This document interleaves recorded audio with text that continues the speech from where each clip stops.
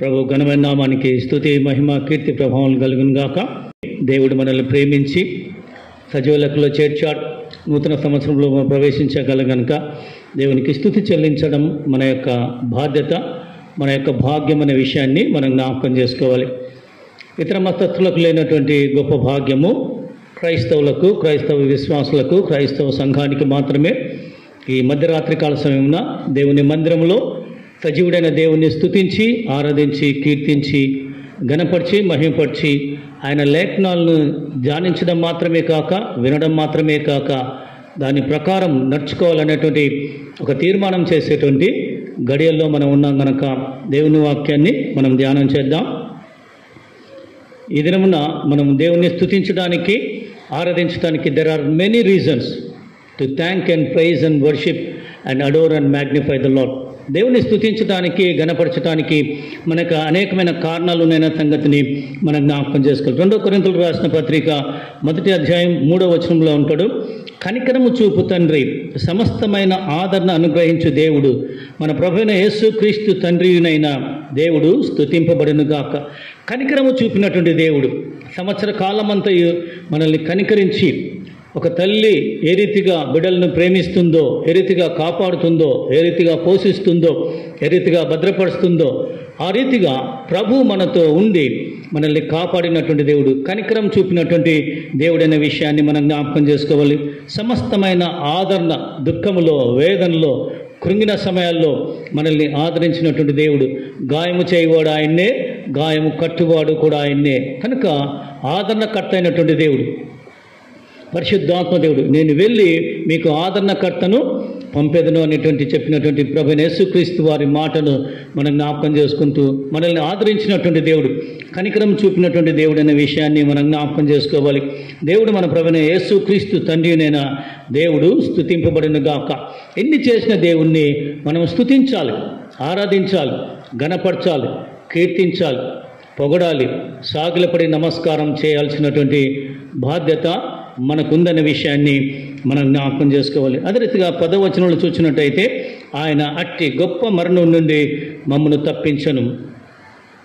మరణం నుండి, ఆత్మీయ మరణం నుండి మనల్ని తప్పించినటువంటి దేవుడు, నిత్య నాశనానికి మనల్ని పంపకుండగా నిత్య జీవానికి పాత్రులుగా చేసినటువంటి దేవుణ్ణి మనం స్తుతించబద్ధులమై ఉంటున్నాం. పిల్లరా, ఇట్టి భాగ్యం లేనటువంటి వారు అనేకులు ఉంటున్నారు.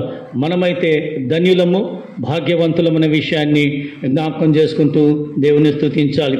అంత మాత్రమే కాదు, 107వ కీర్తనలో 1వ వచనంలో అంటాడు, యెహోవా దయాళుడు, ఆయనకు కృతజ్ఞతాస్తుతులు చెల్లించుడు. దయగలిగినటువంటి వాడు, కరుణా సంపన్నుడు, మహిమాన్వితుడు, మహోన్నతుడు, మన పట్ల దయా సంకల్పాన్ని కలిగినటువంటి దేవుడు. కనుక ఇన్ని చేసిన దేవుణ్ణి మనము స్తుతించి, ఆరాధించి, కృతజ్ఞతాస్తుతులు చెల్లించవలసినటువంటి అవకాశం దేవుడు మనకి ఈ దినమునిచ్చాడు. అంత మాత్రమే కాదు, ఎడతెగక స్తుతి చెల్లించుట, ఎడతెగక విసుక్కొంట కాదు, ఎడతెగక ఫిర్యాదు చేయడం కాదు, ఎడతెగక గ్రంబ్లింగ్ కాదు, ఎడతెగక దుఃఖపడడం కాదు. దేవుని వాక్యం చెప్పేది ఏంటంటే, ఎడతెగక అన్సీజింగ్లీ అనేటువంటి మాట, అన్సీజింగ్ థ్యాంక్స్ గివింగ్ అంటే ఆగిపోకూడదు, మానక, ఎడతెగక అనేటువంటి విషయాన్ని మనం జ్ఞాపకం చేస్తుండే. 1 తెస్సలోనికీయులకు రాసిన పత్రిక 1వ అధ్యాయం 3 వచనాల్లో చూసినట్టయితే అక్కడ రాయబడినటువంటి మాట మనం చదువుకుందాం. తెస్సలోనికీయులకు రాసిన 1వ పత్రిక 1వ అధ్యాయము 3 వచనములు, తండ్రి అయిన దేవుని యందును ప్రభువైన యేసుక్రీస్తునందును ఉన్న తెస్సలోనికీయుల సంఘమునకు పౌలును, సిల్వానును, తిమోతియును శుభమని చెప్పి వ్రాయినది, కృపయు సమాధానమును మీకు కలుగునుగాక. విశ్వాసముతో కూడిన మీ పనిని, ప్రేమతో కూడిన మీ ప్రయాసమును, మన ప్రభువైన యేసుక్రీస్తునందలి నిరీక్షణతో కూడిన మీ ఓర్పును మేము మన తండ్రి అయిన దేవుని ఎదుట మానక జ్ఞాపకం చేసుకొనుచు, మా ప్రార్థనల యందు మీ విషయమై విజ్ఞాపనము చేయుచు, మీ అందరి నిమిత్తము ఎల్లప్పుడూ దేవునికి కృతజ్ఞతాస్తుతులు చెల్లించుచున్నాం. కనుక దేవునికి స్తుతి చెల్లిస్తూ ఉన్నారు. ఎవరెవరు? యేసుక్రీస్తునకు చెల్లించేటువంటి స్తుతుల్లో మరి పౌలు, సిల్వానును, తిమోతియు, వీరి ముగ్గురు ఎవరిని గురించి దేవునికి స్తుతి చెల్లిస్తూ ఉంటున్నారు? సంఘమును గురించి, సంఘము చేస్తున్నటువంటి పరిచర్యను గురించి, సంఘము ఆత్మీయంగా ఎదుగుతున్న కారణాన్ని బట్టి, సంఘము యేసుక్రీస్తులో వేరుపారి బలంగా స్థిరంగా ఉన్న కారణాన్ని బట్టి దేవుని స్తుతిస్తున్నారు. వారి జీవితాల్లో దేవుడు చేసినటువంటి మేలులు ఉపకారాలను బట్టి కృతజ్ఞత చెల్లించడం మాత్రమే కాదు, కానీ ఇతరుల జీవితాల్లో దేవుడు చేసినటువంటి కార్యాలను తలపోస్తూ మనము దేవునికి కృతజ్ఞతాస్తుతులు చెల్లించాలని ఈ రాత్రికాల సమయంలో దేవుడు మనకు జ్ఞాపకం చేస్తూ ఉన్నాడు. ఇతరులను దేవుడు దీవించినప్పుడు మనం సంతోషించాలి, దేవునికి మనం కృతజ్ఞత చెల్లించాలి.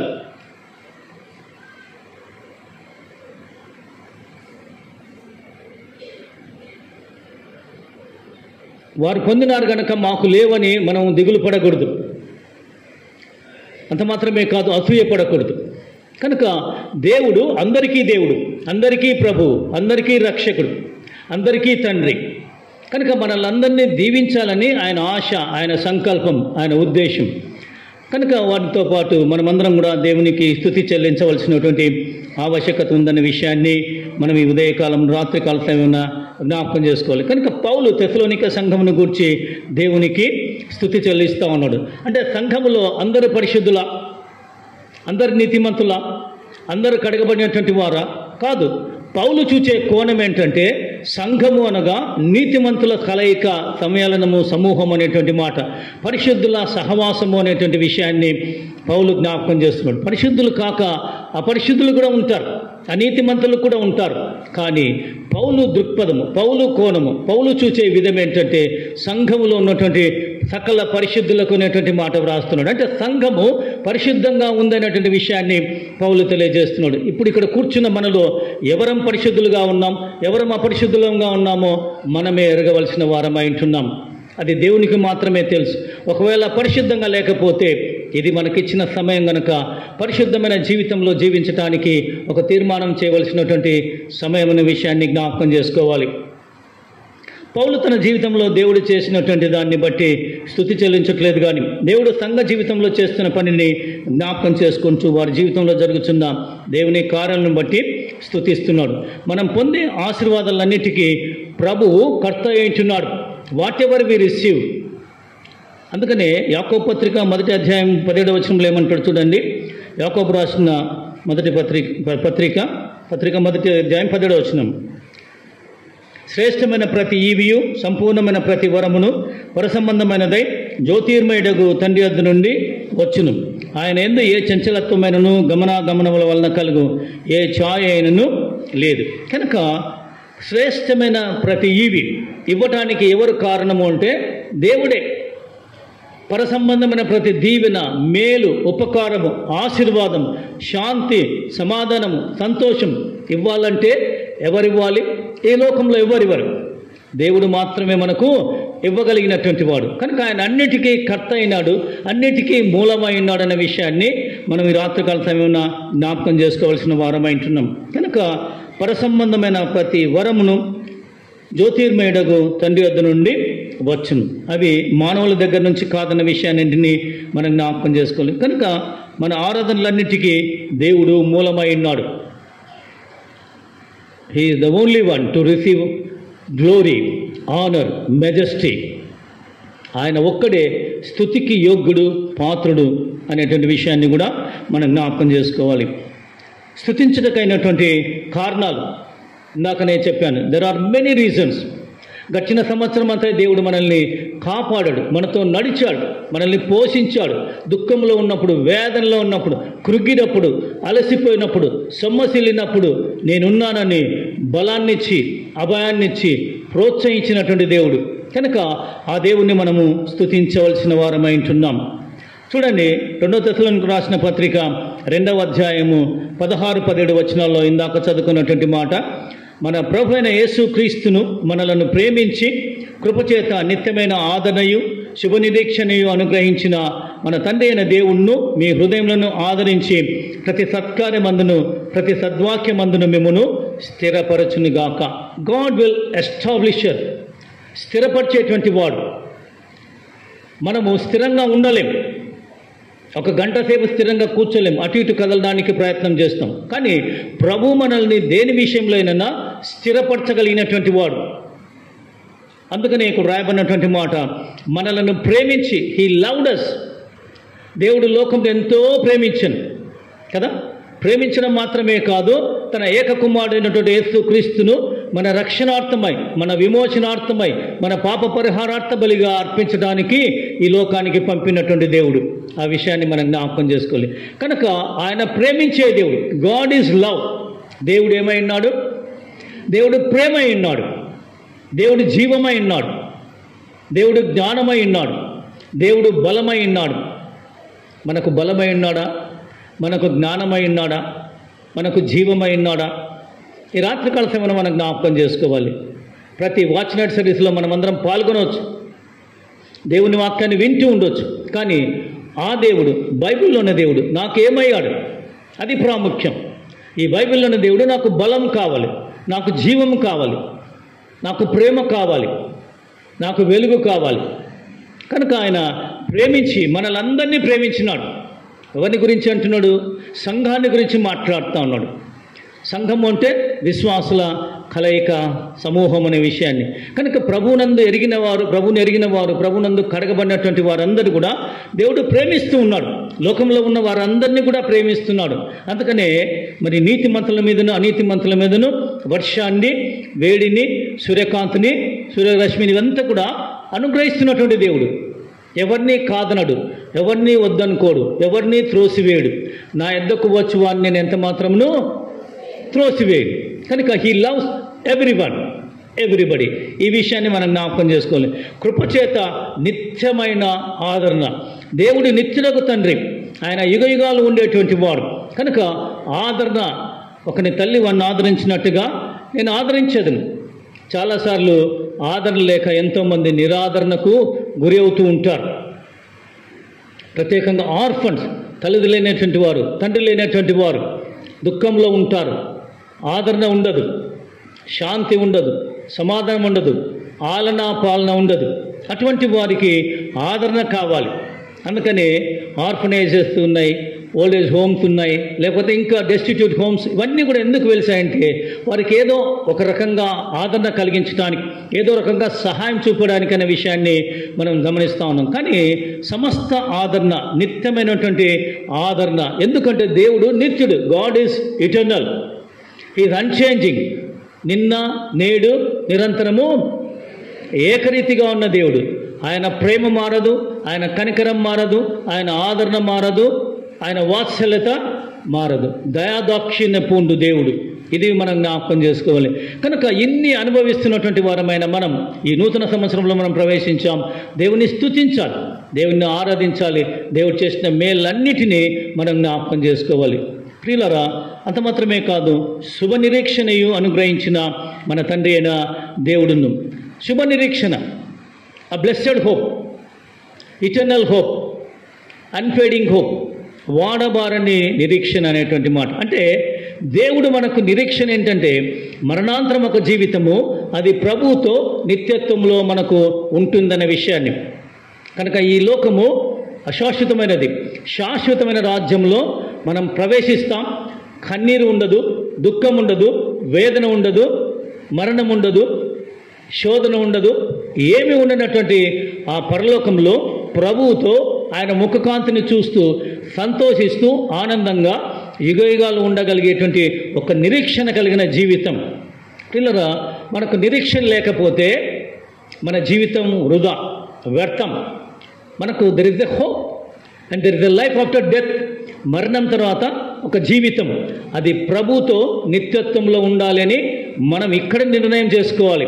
బ్రతికుండగానే, కనులు మూయబడక మునుపే, మరణం మన మీద వ్రాలక మునుపే ప్రభువుని స్వీకరించినట్టయితే ఆ నిత్య రాజ్య ప్రవేశ అర్హత, నిత్యము ఉండేటువంటి ఆ భాగ్యాన్ని మనం పొందగలం. కనుక ఆయన ఆదరించినటువంటి దేవుడు, నిత్య నిరీక్షణను అనుగ్రహించిన దేవుడు. మీ హృదయములను ఆదరించి, హృదయం అన్నిటికంటే మోసకరమైనది, ఘోరమైన వ్యాధి కలదు. అంటే హృదయంలోనే సమస్త ఆలోచనలు, కల్మష ఆలోచనలన్నీ, దుష్ట ఆలోచనలన్నీ పుడుతూ ఉంటాయి. కనుక ఇవన్నిటినీ దేవుడు ఏం చేస్తున్నాడంట? మనల్ని శుద్ధి చేస్తూ ఉన్నాడు, ఆదరిస్తూ ఉన్నాడు. మన హృదయాలను ఆదరించేటువంటి దేవుడిగా ఉంటున్నాడు. కనుక గడిచిన సంవత్సరం అంతా మనల్ని ఆదరించినటువంటి దేవుడు. ఆదుకున్నటువంటి దేవుడు, ఆపత్కాలమందు నమ్ముకొనదగిన సహాయకుడు. కనుక ఆపదల్లో, ఇరుకులో, ఇబ్బందుల్లో, వేదనలో, కృంగిన సమయాల్లో, అలసిన సమయాల్లో, సొమ్మసిల్లిన సమయాల్లో దేవుడు మనల్ని ఆదరించినటువంటి దేవుడు. అంత మాత్రమే కాదు, ప్రతి సత్కార్యమందును, ప్రతి సద్వాక్యమందును మిమ్మును స్థిరపరచును గాక. సత్కార్యం అంటే మంచి కార్యం, చెడ్డ కార్యం కాదు. మంచి కార్యం చేయాల. ఏది మంచి కార్యము అంటాడు ధనవంతుడైన యవనస్తుడు. సత్కార్యం, నేను అన్ని సత్కార్యాలు చేస్తున్నాను, ధర్మశాస్త్రాన్ని పాటిస్తున్నాను, కానీ బీదలకు ఇవ్వడం అనేటువంటిది మనం నేర్చుకోవాల్సినటువంటి అంశం. సత్కార్యం, దేవుని యొక్క పరిచర్లో ఉండడం అనేటువంటిది సత్కార్యం. దేవుని సంఘ పరిచర్లో దేవుని యొక్క ప్రజల కొరకు నిలవడం అనేటువంటిది సత్కార్యం అనే విషయాన్ని మనం జ్ఞాపకం చేసుకోవాల్సిన వారమై ఉంటున్నాం. అదే రీతిగా 2 కొరింథీయులు రాసిన పత్రిక 9వ అధ్యాయం 15లో వ్రాయబడి చెప్పిన రీతిగా శక్యము కాని ఆయన వరమును గూర్చి దేవునికి స్తోత్రం. అన్స్పీకబుల్ గిఫ్ట్ ఆఫ్ గాడ్ అనేటువంటి మాట. అంటే అన్స్పీకబుల్ జాయ్ అంటే ఏంటి? ప్రభువైన యేసుక్రీస్తు వారిని మనకు బహుమానంగా ఇచ్చాడు. God gave the gift, eternal gift, unchanging gift, unfading gift. కనుక ప్రభువైన యేసుక్రీస్తు వారిని మన రక్షణార్థమై ఇచ్చినాడు, బహుమానంగా ఇచ్చాడు. Salvation is the free gift of God. రక్షణ అనేది కొంటున్నామా? మనం ఏమైనా డబ్బులు ఇచ్చి వెలవిచ్చి కొంటున్నామా? ఏమీ లేదు. రక్షణ ఉచితం. Salvation is the free gift of God కదా. అద్వితీయ సత్యదేవుడు పైన నిన్నును నీవు పంపిన యేసుక్రీస్తును ఎరుగుటయే నిత్య జీవం. అంటే ఏంది? ఎరగటమే, తెలుసుకోవటమే, అంగీకరించడమే, హృదయంలో ప్రతిష్ఠించుకోవడమే, ఆయనతో నడవడమే నిత్య జీవం. You are not paying anything, you are not purchasing. అది అమ్మటానికి కాదు. యేసుక్రీస్తు వారు సిలువలో చేసినటువంటి ఆ బలియాగము మనకు ఉచితంగా ఇస్తున్నాడు. మూల్యం చెల్లించాడు. మనం మూల్యం చెల్లించలేం. మన దగ్గర అంత మూల్యం చెల్లించడానికి అవకాశమే లేదు. ఎందుకంటే మనం అందరం కూడా పాపులం. నీతిమంతుడు లేడు, ఒకడును లేడు. అందరినూ పాపం చేసి దేవుడు అనుగ్రహించు మహిమను పొందలేకపోతున్నాం. అయితే రోమీయులకు రాసిన పత్రిక 6:23 ఏముంది? పాపం వల్ల వచ్చే జీతము మరణము, అయితే దేవుని కృపావరము మన ప్రభువైన యేసుక్రీస్తునందు నిత్యజీవం. కనుక నిత్యజీవం ఎక్కడ ఇస్తా ఉన్నాడు దేవుడు? ప్రభువైన యేసుక్రీస్తునందే. అందుకనే అన్స్పీకబుల్ గిఫ్ట్ ఆఫ్ గాడ్, దేవుని యొక్క మనం బహుమానాన్ని మనం పొందినటువంటి వారం. అంటే దాన్ని నిర్వచించలేం, వర్ణించలేం, ఇలా అని చెప్పలేం. అది అనుభవించాల. గొప్ప మహిమాన్వితమైనటువంటి ఆనందం ప్రభువైన యేసుక్రీస్తు వారు మన హృదయంలోనికి వచ్చినప్పుడు పొందేటువంటి ఆనందము అనిర్వచనీయం. అంటే వర్ణించలేనటువంటిది అనే విషయాన్ని మనకు జ్ఞాపకం చేస్తూ ఉంటున్నాడు. అంత మాత్రమే కాదు, ఈ తెస్సలోనిక సంఘంలో మార్పు చెందిన, మారు మనసు పొందినటువంటి యూదులు ఉన్నారు, మరియు అన్యజనులు కూడా ఉన్నారనే విషయాన్ని జ్ఞాపకం చేసుకోవాలి. సంఘంలో యూదులు, యూదేతరులు, రక్షణ పొందినటువంటి యూదులు, అన్యజనాంగం, స్ట్రేంజర్స్, హీదన్స్ అంటారు. అంటే దేవుడు లేని వారుగా ఉన్నటువంటి వారు కూడా, యూదులు కానటువంటి వారు కూడా ఈ సంఘంలో చేర్చబడ్డారు. అంత మాత్రమే కాదు, యేసుక్రీస్తు సహవాసంలో కొనసాగుతున్నారు. సంఘం అనగా సహవాసం, fellowship. This is corporate worship. ఐక్యంగా అందరం కలిసి దేవుణ్ణి ఆరాధించడం, దేవుని స్తుతించడం, దేవుడు చేసిన మేళ్లను మనం జ్ఞాపకం చేసుకోవడం అనే విషయాన్ని జ్ఞాపకం చేసుకోవాలి. కనుక మన సహవాసం అయితే తండ్రితో కూడాను, ఆయన కుమారుడైన యేసుక్రీస్తుతో కూడాను ఉన్నది. 1 యోహాను పత్రిక 1వ అధ్యాయం 3వ వచనంలో ఆ మాట రాయబడినది. ఒకసారి చదువుకుందాం. యోహాను రాసిన మొదటి పత్రిక 1వ అధ్యాయము 3వ వచనం. మాతో కూడా మీకును సహవాసం కలిగినట్లు మేము చూచిన దాన్ని, వినిన దానిని మీకు తెలియజేయుచున్నాం. మన సహవాసం అయితే తండ్రితో కూడాను, ఆయన కుమారుడైన యేసుక్రీస్తుతో కూడాను ఉన్నది. కనుక we have fellowship with the Father God as well as the Lord Jesus Christ, his Son. కనుక ప్రభువైన యేసుక్రీస్తుతోనూ తండ్రితోనూ మనకు సహవాసం ఉంది. పిల్లరా, ఎందుకు సంఘానికి వస్తామంటే సహవాసం కొరకు. సహవాసంలో రొట్టె విరుచుట, ప్రార్థనలో పాల్గొంట, దేవుని వాక్యాన్ని వినుట, ఆత్మీయంగా ఉజ్జీవింపబడుట, ఆత్మీయంగా బలపరచబడుట, ఆత్మీయంగా స్థిరపరచబడుట అనేటువంటి విషయాన్ని మనకు జ్ఞాపకం చేస్తూ ఉన్నాడు. కనుక ప్రభు యొక్క సహవాసంలో మనం ఉండడం అనేటువంటిది గొప్ప ధన్యత. ఇతరులకు లేదా భాగ్యం, మనకు మాత్రమే దేవుడు అనుగ్రహించినాడు. కనుక సంవత్సర కాలమంతా కూడా దేవుని సహవాసంలో, దేవుని సన్నిధిలో మనం కొనసాగాం. అందుని బట్టి మనము దేవునికి స్తుతి చెల్లించవలసిన వారం అంటున్నామన్న విషయాన్ని మనం జ్ఞాపకం చేసుకోవాలి.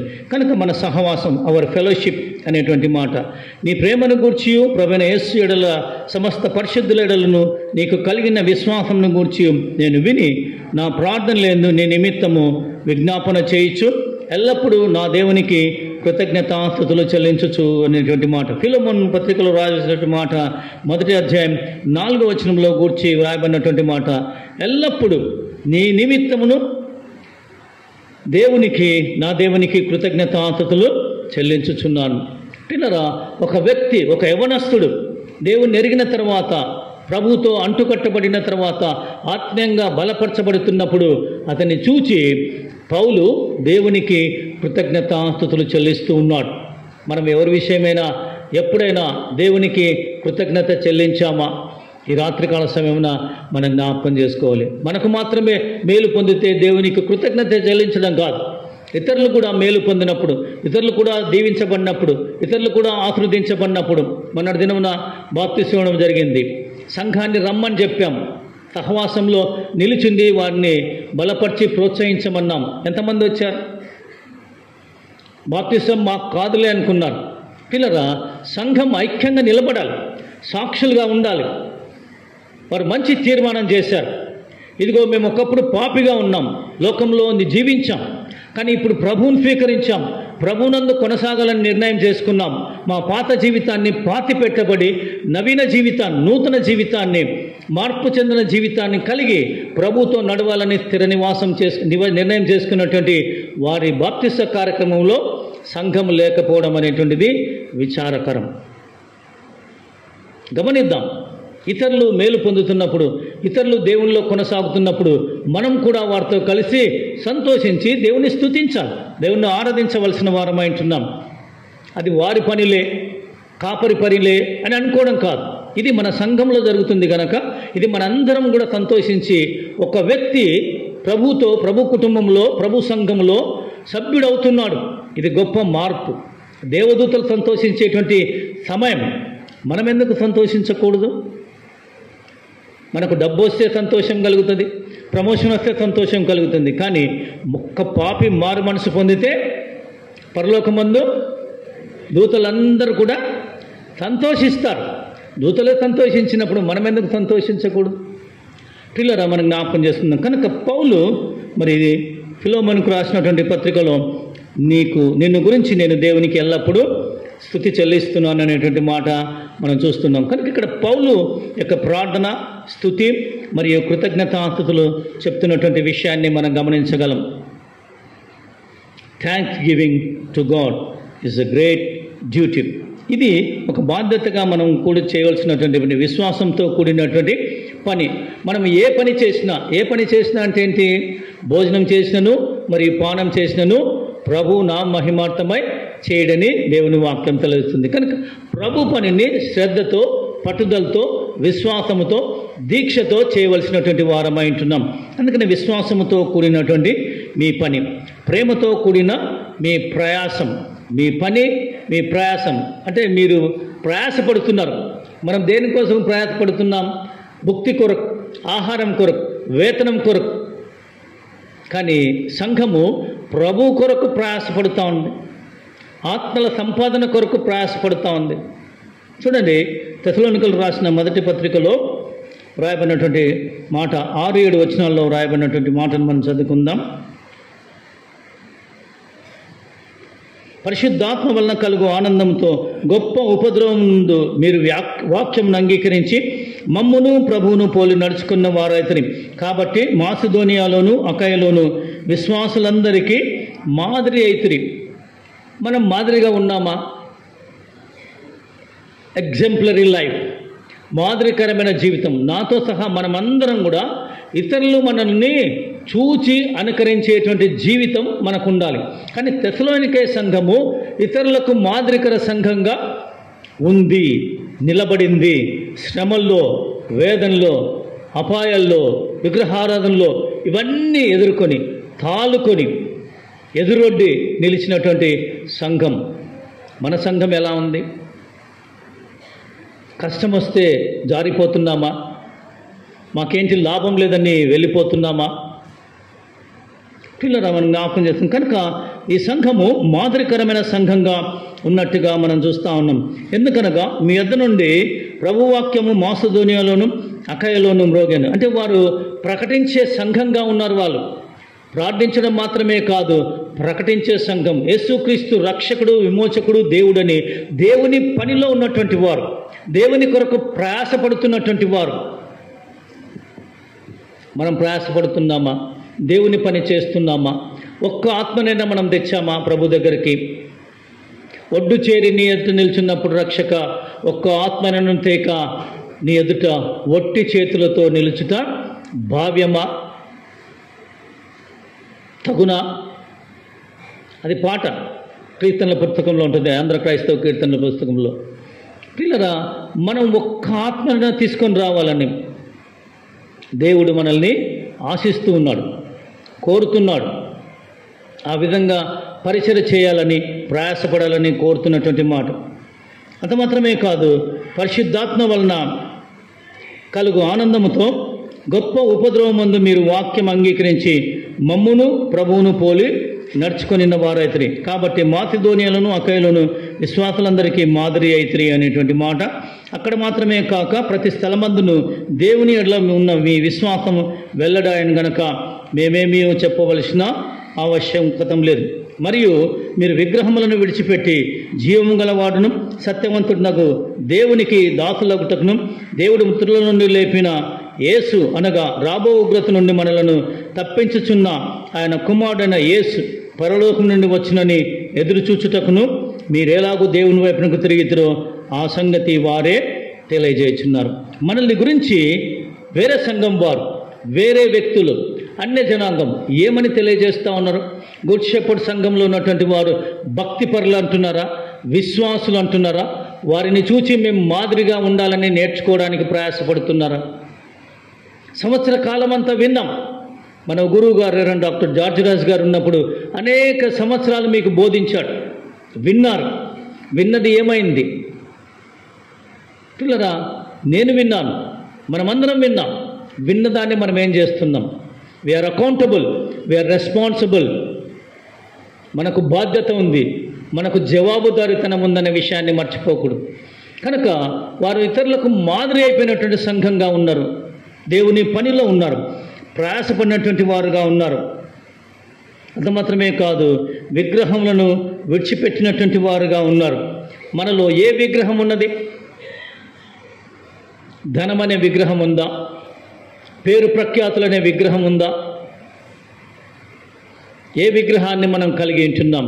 భౌతికంగా విగ్రహాలను పూజించకపోవచ్చేమో, కానీ దేవుని కంటే ఎక్కువగా దేనినైనా ప్రేమించినట్లయితే, దేనికైనా స్థానాన్ని ఇచ్చినట్లయితే అది విగ్రహారాధనతో సమానం. ధనాన్ని ఎక్కువగా ప్రేమిస్తే ధనమే నీ విగ్రహం అవుతుంది. భార్య బిడ్డల్ని దేవుని కంటే ఎక్కువగా ప్రేమిస్తే అది విగ్రహాన్ని లెక్క కట్టబడుతుంది. కనుక పిల్లరా, దేవుణ్ణి ప్రేమించాలా? అంత మాత్రమే కాదు, భార్యాభర్తల్ని, పిల్లల్ని, తండ్రులు, వీళ్ళందరినీ కూడా సమానంగా ప్రేమించవలసినటువంటి వారంగా ఉంటుంది. ప్రథమ స్థానము దేవునికి ఇవ్వవలసిన వారమై ఉంటున్నాం. కనుక విగ్రహం నుండి మీరు ఎలాగూ దేవుని వైపు తిరిగితిరో అనేటువంటి మాట మనం చూస్తున్నటువంటి విషయం. కనుక మీరు ప్రేమతో ప్రయాసపడినారు, నిరీక్షణతో కూడిన మీ ఓర్పు క్రైస్తవులకు ఉండవలసినటువంటి గుణలక్షణాలు ఇవే. దేవుని పని విశ్వాసంతో చేయాలి, నమ్మకంగా చేయాలి, సాకులరేక చేయాలి, శ్రద్ధతో చేయాలి, ప్రేమతో చేయాలి, ప్రయాసపడుతూ చేయాలి, నిరీక్షణతో చేయాలి. దేవుడు మనకు ఫలితాన్ని ఇస్తాడు. మీ జీతం మీకిచ్చుటకు జీతము నా యొద్ద ఉన్నది, ప్రతి వాని జీతము నా యొద్ద ఉన్నది అంటాడు ప్రకటన గ్రంథంలో. అంటే పని చేసిన వానికి మాత్రమే ఏమిస్తారు? జీతం ఇస్తారు. పని చేసే వాళ్ళకు మాత్రమే తెలుస్తుంది. పని లేకుండా సోమరులుగా ఉన్నటువంటి వారు, ఇతరుల మీద ఆధారపడినటువంటి వారికి జీతం సంగతి తెలియదు, శ్రమ సంగతి తెలియదు, పని సంగతి తెలియదు, దాని విలువ కూడా తెలియదు. ఎలా ఉన్నాం మనం? పిల్లరా, పని కలిగి ఉండాలి, విశ్వాసంతో చేయాలి, ప్రయాసపడాలి ప్రభువు కొరకు. అప్పుడే మనకు ప్రభువు నిరీక్షణ ఇస్తాడు, ఆరోగ్యం ఇస్తాడు, బలం ఇస్తాడు. కనుక విశ్వాస, ప్రేమ, నిరీక్షణల గురించి చెప్తున్నాడు. ఇవన్నీ కూడా వారు చేసే పని, ప్రయాస, ఓర్పులో కనపడవలననే విషయాన్ని చెప్తున్నాడు. ఈ మూడు కూడా అపోస్తలులు స్థాపించినటువంటి సంఘంలో ఉండినటువంటి అంశాలు. మన సంఘంలో కూడా ఇవి ఉండాలని దేవుడు ఈ రాత్రికాల సమయమున మనకు తెలియచేస్తూ ఉన్నాడు. కనుక మనలో విశ్వాసం ఉండాలి, మనలో ప్రేమ ఉండాలి, మనలో నిరీక్షణ ఉండాలి. చూడండి, రోమీయులకు రాసిన పత్రిక 5వ అధ్యాయము 2 నుంచి 5 వచనాలు చదువుకున్నట్లయితే మనకు రాయబడినటువంటి మాట చదువుకుందాం. మరియు ఆయన ద్వారా మనం విశ్వాసం వలన ప్రవేశం గలవారమై అందులో నిలిచి ఉండి దేవుని మహిమను గూర్చిన నిరీక్షణను బట్టి అతిశయపడుచున్నాము. అంతేకాదు, శ్రమ ఓర్పును, ఓర్పు పరీక్షను, పరీక్ష నిరీక్షణను కలగజేయనని ఎరిగి శ్రమల యందును అతిశయపడదాము. కనుక ఇక్కడ రాయబడినటువంటి మాట, మరియు ఆయన ద్వారా మనం విశ్వాసం వలన ఈ కృపయందు ప్రవేశం గల వారమై అందు నిలిచియండి. అక్కడే నిలిచి ఉండాల, వేరే వెళ్ళకూడదు కదా. ఆయన వచ్చే వరకు అలాగే నిలిచి ఉండాలి, విశ్వాసంలో నిలిచి ఉండాలి, నిరీక్షణ యందు నిలిచి ఉండాలి అనేటువంటి మాట. దేవుని మహిమను కూర్చిన నిరీక్షణను బట్టి అతిశయపడుచున్నాం. నిరీక్షణ దేవుడు మనకిచ్చినటువంటి నిరీక్షణ కనుక మనము అతిశయించ బద్దలమై ఉంటున్నాం. గలతీయులకు రాసిన పత్రిక 5వ అధ్యాయము 5వ వచనంలో ఒక మాట ఉంటుందో చదువుకుందాం. ఏలైనగా మనం విశ్వాసం గల వారమై నీతి కలుగున నిరీక్షణ సఫలమగునని ఆత్మ ద్వారా ఎదురు చూచున్నాం. We are longing to see. అందుకనే తెస్సలోనికే సంఘము ఆయన రాకడ కొరకు కనిపెట్టినటువంటి సంఘంగా ఉంది. మనం కూడా ఇక్కడ నిరీక్షణ వారమై ఉంటున్నాం, ఆత్మ ద్వారా ఎదురు చూస్తున్నాం. నీతికి కలుగునను నిరీక్షణ సఫలమగునని ఆత్మ ద్వారా ఎదురు చూచుచున్నాం. మనం ఎదురు చూస్తున్నామా? ప్రభు యొక్క రెండవ రాకడ కొరకు మనం సిద్ధపడుతున్నామా? పిల్లరా, prepare to meet your God. నీ దేవుణ్ణి ఎదుర్కోవటానికి సిద్ధపడుము అనే వాక్యాన్ని మనం వింటూ ఉంటాం. ఆమోస్ గ్రంథంలో వాక్యం చదువుకోవడం మాత్రమే ఉపయోగపడడం కాదు, మన జీవితానికి అన్వయించుకోవాలి. ఇక్కడికి రావాలన్నప్పుడు మనం ఎన్ని గంటలకు లేచామో, ఎప్పుడు సిద్ధపడి వచ్చాం. అలాగే ప్రభు రానన్నాడు, మనం ప్రభు సన్నిధికి వెళ్ళబోతున్నాం కనుక మనలో సిద్ధపాటు ఉండాలి. సిద్ధపాటు లేని జీవితము వ్యర్థం. దాని గురించి ప్రభు ఏం చెప్పాడు? ఎవరిని గురించి చెప్పాడు? బుద్ధి లేని కన్యకలు, బుద్ధి గల కన్యలు. ఎందుకు కన్యలను, యువకులను గురించి చెప్పలేదు? మనకు తెలియదు. బుద్ధి లేని కన్యకలను గురించే ప్రభువైన యేసుక్రీస్తు వారు. అంటే అది అందరికీ వర్తిస్తుంది. బుద్ధి కలిగిన కన్యకలు కావచ్చు, బుద్ధి కలిగిన మరి పురుషులు, స్త్రీలు ఎవరైనా కావచ్చు, అందరికీ వర్తించేటువంటి అంశం. మై డియర్ బ్రదరన్ అంటాడు. అంటే ఏంటి? పురుషులు మాత్రమే అని కాదు, పురుషుల్లో స్త్రీలు కూడా ఉన్నారనేటువంటి భావం. కనుక బుద్ధి కలిగిన కన్యల వలె మనం అందరం కూడా సిద్ధపడాలి. ఆయిల్, పరిశుద్ధాత్మను కలిగిన వారంగా, పరిశుద్ధాత్మలో కొనసాగే వారంగా మనం ఉండవలసిన వారమైన మన విషయాన్ని మనకు తెలియచేస్తున్నాం. కనుక మనం ఎదురు చూస్తూ ఉండవలసినటువంటి వారం అనే విషయాన్ని మనకు ప్రభువు తెలియజేస్తున్నాడు. విశ్వాసంతో కూడిన మీ పని. చూడండి, అబ్రహాం ఏం చేస్తున్నాడు? మన పితడైన అబ్రహాము తన కుమారుడైన ఇస్సాకును బలిపీఠం మీద అర్పించినప్పుడు అతడు క్రియల వలన నీతిమంతుడని తీర్పు పొందలేదా? క్రియ వితౌట్ వేవరింగ్, ఏమాత్రం సంశయించకుండగా నీ ఏక కుమారుడు ఇష్మాయిల్ని వదిలేసేయి. నీ వృద్ధాప్యంలో 100 సంవత్సరముల వయసు కలిగినటువంటి ఆ వయసులో నీకు నేను అనుగ్రహించిన ఒక కుమారుడిని ఏం చేయాలి? నువ్వు నాకు బలిగా అర్పించాలా? ఇదేమన్నా న్యాయమా దేవా? ఇదేమన్నా న్యాయమైన ప్రభువా అని మనం అడిగితే దానికి జవాబు చెప్పడు దేవుడు. మన ప్రశ్నలన్నిటికీ దేవుడు జవాబు చెప్పడు. అర్థమవుతుందని గుర్తుపెట్టుకోండి. అబ్రహాం అడగలేదు, దేవుడు చెప్పలేదు. కానీ అబ్రహాము దేవుని నమ్మెను, అది అతనికి నీతిగా ఎంచబడింది. కనుక దేవుని నమ్మాడు. తిరిగా మేము వచ్చేదము అనేటువంటి మాట అక్కడ వ్రాయబడింది. అంటే ఒక విశ్వాసం, మేము వెళ్తున్నాం, తిరిగా నా కుమారునితో మేమిద్దరం వస్తాం, విల్ కమ్ బ్యాక్. ఆ విశ్వాసం మనకు ఉండాలి. క్రియలు లేని విశ్వాసము మృతం, చచ్చినటువంటిది. క్రియ ఉండాలి. Faith and deed go together, lip and life should go together కదా. మన మాట, మన పలుకు, మన విశ్వాసం కలిసి జీవితంలో కొనసాగాలి. చెప్పేది నోటితో ఒకటి, కాళ్ళతో నడిచేది వేరైతే ప్రయోజనం ఉండదు. మనం మాదిరిగా ఉండలేం. మాదిరిగా ఉండాలంటే మన నోటితో చెప్పినది కాళ్ళతో నడిచి చూపించవలసిన వారంగా ఉన్నాం. నేను అక్కడికి వెళ్తున్నానంటే అక్కడికే వెళ్ళాలి, ఇది చేస్తానంటే అదే చేయాలి. చెప్పింది ఒకటి, చేసింది ఇంకొకటి అయితే మన మీద వారికి నమ్మకం ఉండదు. కనుక యాకోబు రాసిన పత్రిక 2వ అధ్యాయం 21వ వచనంలో రాయబడినటువంటి మాట చూడండి. యాకోబు 2:21.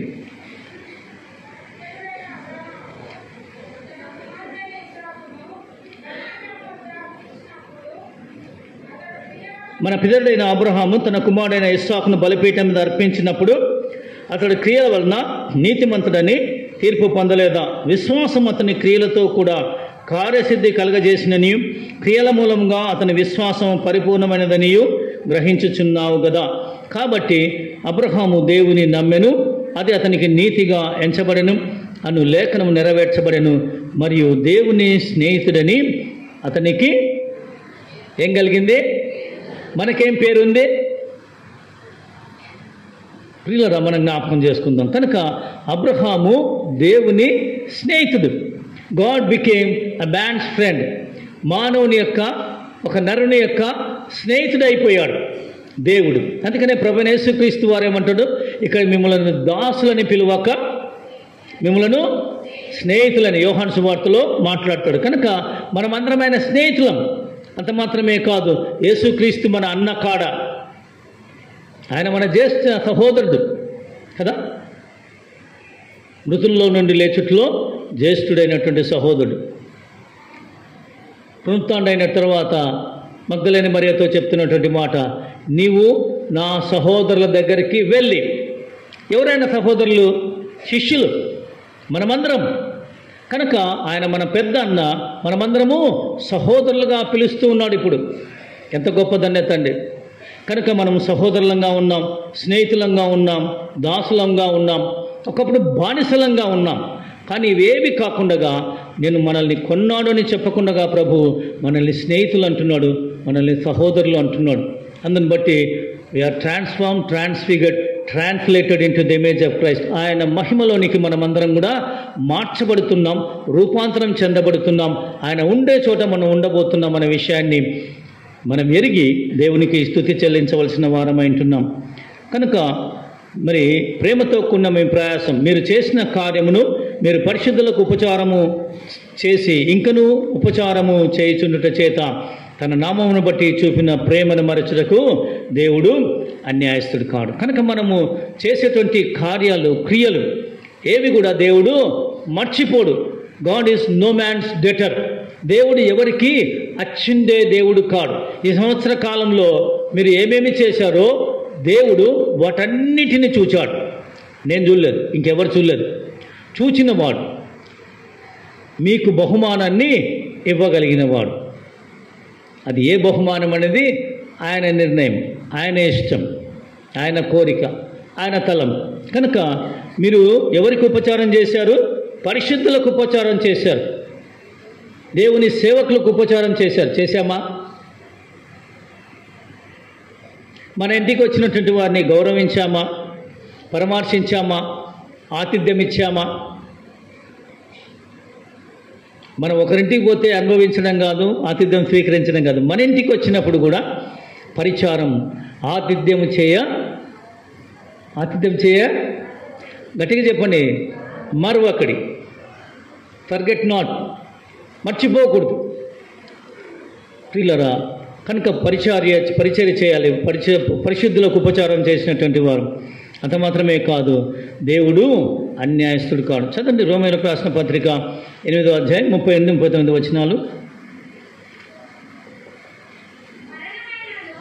మరణమైనను జీవమైనను దేవదూతలైనను ప్రధానులైనను ఉన్నవి అయినను రాబోనవి అయినను అధికారులైనను ఎత్తైనను లోతైనను సృష్టింపబడిన మరి ఏదైనను మన ప్రభువైన యేసుక్రీస్తునందలి దేవుని ప్రేమ నుండి మనలను ఎడబాప నేరవని రూఢిగా నమ్ముచున్నాం. అర్థమవుతుందండి? మనం గత సంవత్సరం అంతా ఎన్నిసార్లు తప్పు చేసినా, బాధ పెట్టినా, దేవుణ్ణి విడిచి వెళ్ళిపోయినా, దేవుడు మనల్ని విడిచిపెట్టలేదు. ఆయన మనతో ఉన్నటువంటి దేవుడు, మనల్ని కాపాడిన దేవుడు, మనల్ని చంకన పెట్టుకొని ఎత్తుకొని తీసుకొని వెళ్ళినటువంటి దేవుడు. అది మనం మర్చిపోకూడదు. మనల్ని అందరూ తులనాడి ఉండొచ్చు, మనల్ని అందరినీ విడిచిపెట్టి ఉండొచ్చు, కానీ దేవుడు మనల్ని విడనాడలేదు. ఇవేవి కూడా దేవుని ప్రేమ నుండి మనల్ని ఎడబాపలేవు. కరవైన, హింస అయినా, దుఃఖమైన, వేదనైనా, వస్త్రహీనత అయినా, మరి ఏదైనా అంటాడు పౌలు చెప్పినప్పుడు. ఎందుకు? పౌలు దెబ్బలు తిన్నాడు. ఒకటి తక్కువ 40 దెబ్బలు ఎన్నిసార్లు తిన్నాడు? ఎన్నిసార్లు తిన్నాడు? 39 కొరడ దెబ్బలు ఎన్నిసార్లు తిన్నాడు? 5 పర్యాలు తిన్నాడు.